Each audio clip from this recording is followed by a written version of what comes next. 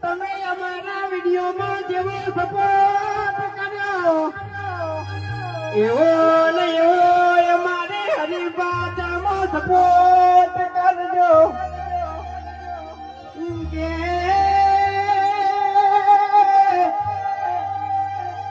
અમારે હરિભાની ચાલે મફુ કાકાનું